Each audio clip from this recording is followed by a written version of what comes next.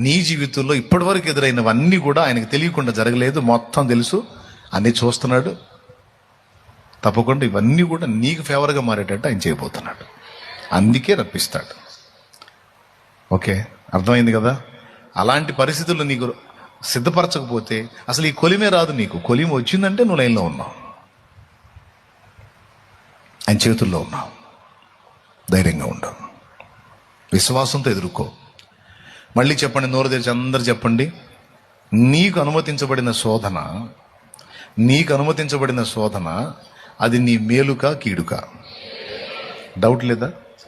గట్టిగా చెప్పారు. ఎంతమంది ఒప్పుకుంటారు? చేతులు ఎత్తండి. అంటే ఇందాక విన్న మాట గట్టిగా పట్టుకున్నారు. కీడుకే అంటే ఆయన ఆమెను అంటాడేమో అని, మేలుకే ఖచ్చితంగా మేలుకే.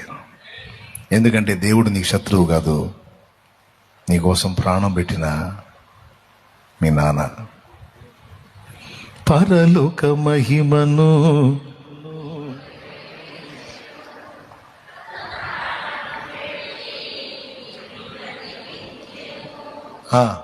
ఇంత చేసిన వాడు నీకు దూరమవుతాడా?